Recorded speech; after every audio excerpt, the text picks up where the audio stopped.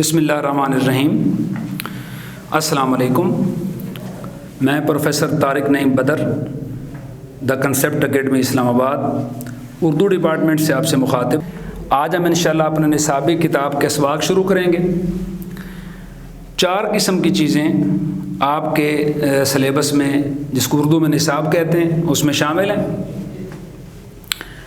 پہلی چیز ہے نثر، دوسری ہے نظم، تیسری ہے غزل، اور چوتھی ہے قواعد و انشاء، جس کو انگلش میں کہتے ہیں گرامر۔ نصابی کتاب کسی بھی مضمون کے نصاب کا لازمی حصہ ہوتی ہے، جس کو ہم درسی کتاب بھی کہتے ہیں۔ آپ کا زیادہ تر جو پیپر ہوتا ہے وہ درسی کتاب میں سے آتا ہے۔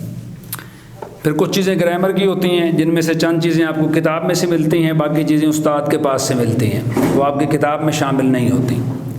جیسا کہ چند چیزیں میں گنوا دیتا ہوں۔ علم عروض ہے، علم بیان ہے۔ علم بیان میں کچھ چیزیں علم عروض بتا دیتا ہوں، علم بیان بتا دیتا ہوں۔ گرامر، جس میں تشبیہ ہے، استعارہ ہے، مجاز مرسل ہے، کنایہ ہے، پھر مطلع مقطع ردیف قافیہ ہے، جو غزل یا نظم پڑھنے کے لیے آپ کے لیے ضروری ہے۔ یہ چیزیں آپ کو، کچھ چیزیں ایسی ہوتی ہیں جو کتاب میں ملتی ہیں، باقی استاد سے ملتی ہیں۔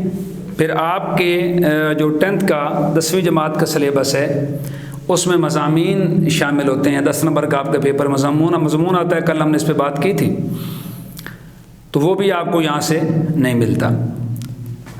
بنیادی طور پہ آپ کے سلیبس میں یہ 4 چیزیں شامل ہیں، جس کا آپ نے پڑھنے کے بعد، سال کے بعد آپ نے 75 نمبر کا پیپر دینا ہوتا ہے۔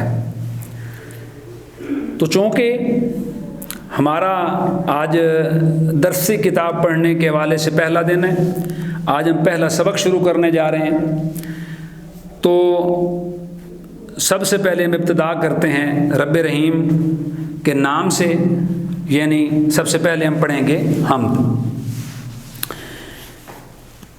ایک بات بنیادی بتاتا چلوں کہ کوئی بھی سبق ہم پڑھتے ہیں، نظم پڑھتے ہیں، غزل پڑھتے ہیں، گرامر پڑھتے ہیں، ہم تو محض پڑھ لیتے ہیں اور پھر اس کی امتحان دے دیتے ہیں یاد کر کے، لیکن جس شخص نے اس کو تخلیق کیا، اس کو بنایا، لکھا، اپنے دماغ سے سوچا، میں سمجھتا ہوں کہ وہ لوگ بڑے قابل احترام ہیں، بڑے محترم ہیں، اور قابل ستائش ہیں، تعریف کے قابل ہیں۔ یہ جو حمد آپ کے سلیبس میں شامل ہے، آپ کے نصاب میں، درس کتب میں شامل ہے، آپ کی درس جو کتاب ہے اس میں شامل ہے، یہ آپ کا پہلا سبق بھی ہے، اور اس کے لکھنے والے کا نام ہے حفیظ جالندھری۔ مختصر سی بات ہم کریں گے اس پہ، پھر میں آپ کو تعارف ان کا تفصیل سے کرواتا ہوں۔ حفیظ جالندھری صاحب وہ شخص ہیں جنہوں نے پاکستان کا قومی ترانہ لکھا، جو آج ہمارے خیر چونکہ تھوڑا کنجسٹڈ ہو گیا ماحول، کچھ سکول ہمارے سمٹ گئے، ورنہ عام طور پہ جب بھی صبح اسمبلی، جس کو ہم انگلش میں کہتے ہیں، دعا ہوتی تھی، تو اس میں ایک علامہ محمد اقبال کی لکھی ہوئی نظم ہے، لب پہ آتی ہے دعا بن کے تمنا میری، ہم وہ پڑھا کرتے تھے، اور ساتھ قومی ترانہ، جس کے لیے ہم باقاعدہ متوجہ ہو کے پورے طریقے سے وہ پڑھا کرتے تھے۔ تو اس کی بڑی خوبصورت دھنیں ہیں اور بڑا خوبصورت انداز ہے، انسان کے دل میں ایک بڑی خوبصورت قسم کی ایک کہہ لیں جوش پیدا ہوتا ہے، ایک عجیب سی کیفیت پیدا ہوتی ہے اسلامی نقطہ نگاہ سے، کیونکہ یاد رکھیے دنیا میں 2 ہی ممالک ہیں جو مذہب کے نام پہ قائم ہوئے۔ 209 ممالک ہیں تقریباً، چھوٹے بڑے ملا کے، اور 2 ملک ایسے ہیں جو مذہب کے نام پہ قائم ہوئے، ایک اسرائیل اور دوسرا پاکستان۔ اسرائیل یہودیت کے نام پہ قائم ہوا اور پاکستان اسلام کے نام پہ قائم ہوا۔ تو اس لیے جب اسلام کی بات ہوتی ہے، مذہب کی بات ہوتی ہے، تو اس وقت ہمارے اندر وہ جو کیفیت ہے، وہ جو جوش ہے، جو ولولہ ہے، جو جذبہ ہے، وہ 2 چند ہو جاتا ہے۔ تو بات کرنے کا مقصد یہ تھا کہ محض پڑھ لینا اور امتحان دے لینا مقصد نہیں ہے، ہمیں ان شعراء کو بھی یاد رکھنا چاہیے، ان مصنفین کو بھی یاد رکھنا چاہیے جن لوگوں نے ہمارے لیے یہ ادب تخلیق کیا۔ اردو ادب نسبتاً عالم جو دنیا ہے ہماری اقوام عالم میں ایک نیا ادب ہے، اس کی ٹوٹل عمر تقریباً 200 سال ہے۔ اور اگلی مزے کی بات یہ ہے کہ اردو زبان میں 123 زبانوں کے 123 لینگویجز زبانوں کے الفاظ شامل ہیں، تو اس لحاظ سے بڑی انٹرسٹنگ ہے۔ تو جن لوگوں نے یہ الفاظ کا چناؤ کر کے بہترین طریقے سے ہمارے لیے ادب یا شاعری تخلیق کی، ہمارے لیے میں نے پہلے کہا وہ بڑے قابل احترام ہیں، اور ہمارے لیے بڑے قابل ستائش ہیں، اور ہمیں ان کی کوششوں کو یاد رکھنا چاہیے۔ آپ کی جو کتاب ہے اس میں ہر سبق کے ساتھ مصنف کا تعارف دیا گیا ہے، ہر نظم اور غزل کے ساتھ شاعر کا تعارف دیا گیا ہے، اس پہ انشاءاللہ ہم ساتھ ساتھ بات کریں گے۔ تو سبق کی طرف آتے ہیں، جس سے میں نے پہلے بتایا کہ جو حمد ہے آپ کے سلیبس میں پہلا ہی آپ کا سبق ہے حمد، اور یہ لکھی ہوئی حفیظ جالندھری کی۔ ان کا تعارف پہ ہم تھوڑی سی مختصر سی بات کر لیتے ہیں۔ حفیظ جالندھری سن 1900 عیسوی میں جالندھر میں پیدا ہوئے۔ جالندھر مشرقی پنجاب میں، آج کل انڈیا کا ایک شہر ہے بھارت کا، مشرقی پنجاب میں ہے۔ مشرقی پنجاب جو انڈیا کا ہے اس کے دارالحکومت کا نام امرتسر ہے، اس کے جنوب میں یہ شہر واقع ہے جالندھر، مشرقی پنجاب میں ہے۔ تو وہاں کے ان کی پیدائش ہے۔ ابتدائی اصل نام ان کا محمد حفیظ تھا، اور حفیظ ہی یہ تخلص کیا کرتے تھے۔ تخلص وہ نام کہلاتا ہے جو شاعر اپنی شاعری میں قلمی نام کے طور پہ استعمال کرتا ہے۔ کئی شعراء ایسے ہیں جنہوں نے، جس طرح مرزا اسد اللہ خان ہے، نام اسد اللہ تھا، غالب تخلص کرتے تھے۔ تخلص یاد رکھیے ہمیشہ مقطع میں پایا جاتا ہے۔ مطلب مقطع ردیف کافی آپ 9th کلاس میں پڑھ چکے۔ مقطع ہر نظم یا غزل کا وہ آخری شعر کہلاتا ہے جس میں شاعر اپنا نام بطور تخلص کے آخری شعر میں استعمال کرتا ہے۔ اگر شاعر اپنا نام یا تخلص آخری شعر میں استعمال نہ کرے تو وہ مقطع نہیں کہلائے گا بلکہ آخری شعر کہلائے گا۔ تو تخلص کے لیے ضروری ہے کہ وہ آخری شعر میں استعمال ہو۔ اسی طرح بات کرتے ہیں بہت سے شاعر ہیں، مرزا خان داغ دہلوی، مرزا خان نام تھا، داغ تخلص تھا، تو اپنی شاعری میں داغ استعمال کیا۔ جگر مراد آبادی کا نام کچھ تھا، اسی طرح جوش ملیح آبادی، شبیر حسن خان نام تھا، جوش تخلص کرتے تھے، ملیح آباد کے رہنے والے تھے۔ حفیظ نے اپنا نام ہی بطور تخلص کے استعمال کیا۔ اور بہت سے شعراء ہیں جن میں مشہور ترین شاعر علامہ اقبال ہیں۔ علامہ محمد اقبال نے تخلص بھی اپنی پوری شاعری میں ہمیشہ اقبال ہی استعمال کیا، تو حفیظ نے بھی اپنی شاعری میں تخلص جو ہے وہ حفیظ استعمال کیا۔ ابتدائی تعلیم وہیں حاصل کی۔ گھریلو آلات سازگار نہ تھے۔ سازگار کے معنی ہوتا ہے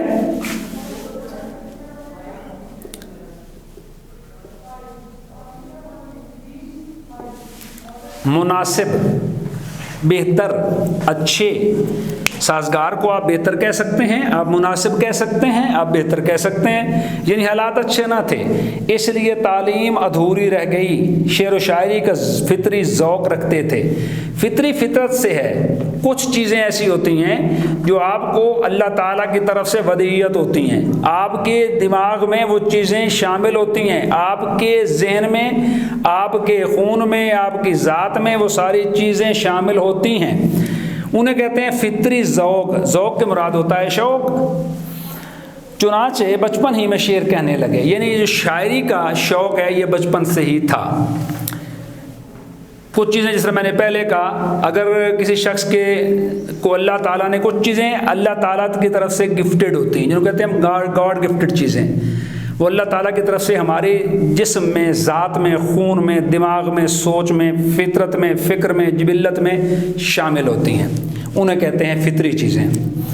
مولانا غلام قادر گرامی کی شاگردی اختیار کی۔ مولانا غلام قادر ان کے استاد تھے، مختلف ادبی رسائل میں لکھتے رہے۔ بہت سے اس زمانے میں، چونکہ ابھی پرنٹنگ پریس اتنی ترقی یافتہ نہیں تھی جتنی آج ہے، انٹرنیٹ ہے، اخبارات اتنے ماڈرن یا اتنے اچھے نہیں تھے، کہا جاتا ہے کہ لکھنؤ سے جو لاہور اخبار آتا تھا وہ ایک ہفتے بعد پہنچتا تھا، بائی روڈ یا بائی ٹرین یا وہ دھکے کھاتا ہوا.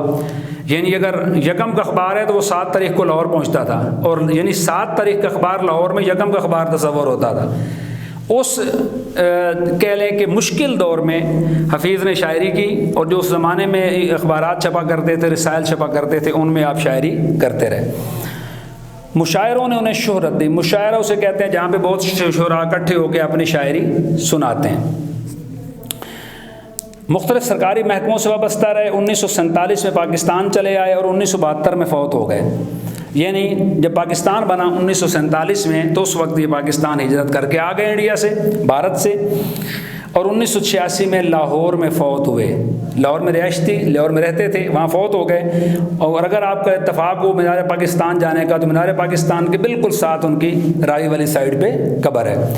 یعنی ان کا جو مزار ہے وہ اقبال پارک وہی پارک ہے جہاں پہ مینار پاکستان موجود ہے. اور ایک لفظ استعمال ہوتا ہے یادگار پاکستان.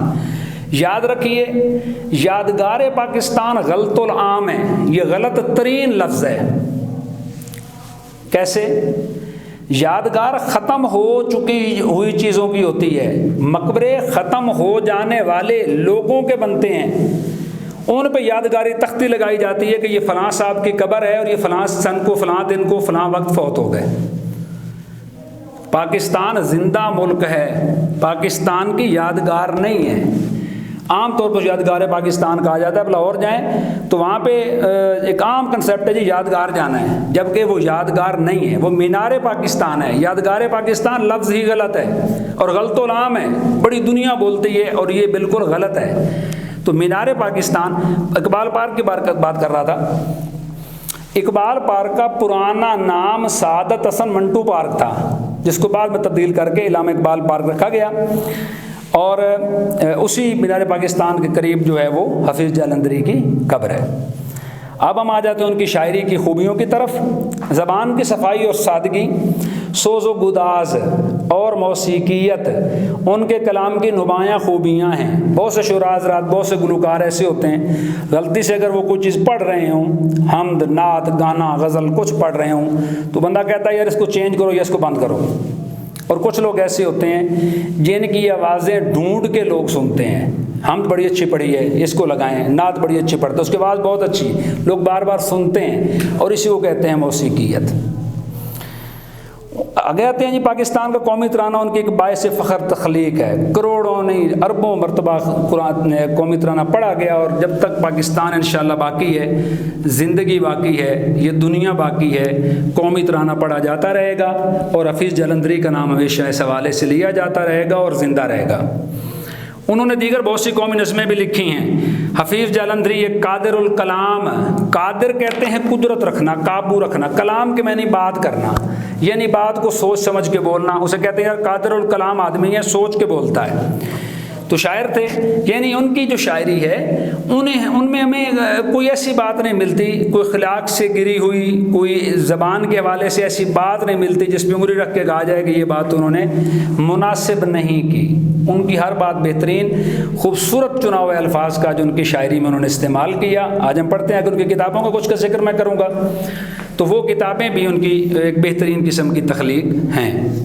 انہوں نے مختلف اصناف سخن کہتے ہیں بات کرنے کو. اصناف صنف کی جمع ہے، معنی ہے قسم.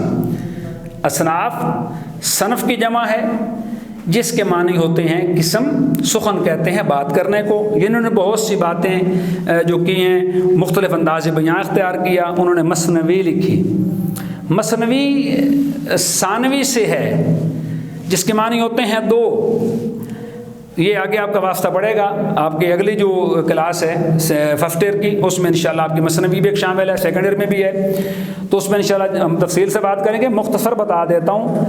مثنوی اس نظم کو کہتے ہیں جو سینکڑوں مصروں پہ مشتمل ہوتی ہے، اور اس میں کوئی پرانی داستان یا ناول یا قصہ بیان کیا جاتا ہے.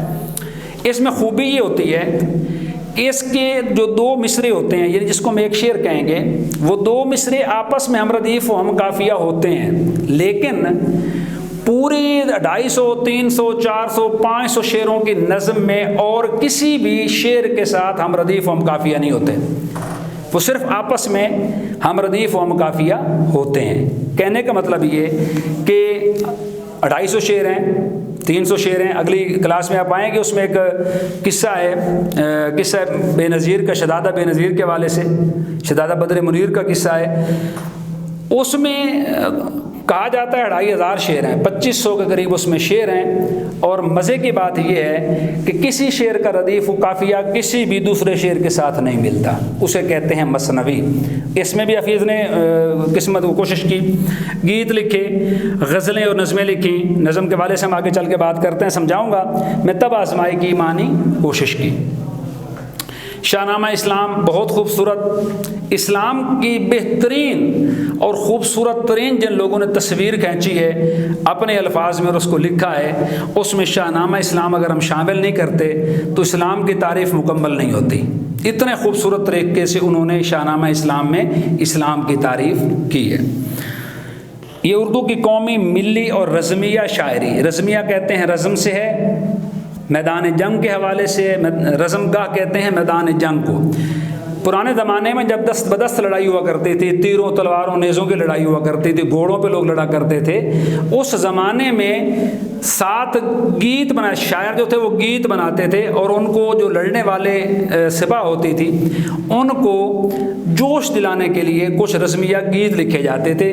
تو اس حوالے سے ہے یہ رزمیہ، یعنی میدان جنگ میں جو گیت گائے جاتے ہیں، جو سپاہ کو ولولہ اور جوش دلانے کے لیے گیت گائے جاتے ہیں، انہیں کہتے ہیں رزمیہ گیت۔ عمدہ اضافہ ہے، ان کی چند کتابیں میں بتا دیتا ہوں اور پھر بات ختم کرتے ہیں، باقی باتیں انشاءاللہ کل کریں گے۔ پہلی کتاب ہے طلخابہ شیریں۔ طلخابہ کھانے کو کہتے ہیں، کھانوں کا مجموعہ، مختلف کھانے مکس کر کے طلخابہ۔ شیریں کے معنی میٹھا، سوز و ساز، حفیظ کے گیت، حفیظ کی نظمیں اور چونٹی نامہ، یہ چند ان کی کتابوں کے نام ہیں، یہ حفیظ جلندھری کی تخلیقات ہیں۔ تو انشاءاللہ وقت تھوڑا ہونے کی وجہ سے ہمیں بات ختم کرنی پڑے گی۔ انشاءاللہ اس سے آگے جو حمد کی بات چیت ہے وہ ہم کل سے انشاءاللہ شروع کریں گے۔ کوئی سوال ہو تو آپ پوچھ سکتے ہیں۔ بہت شکریہ۔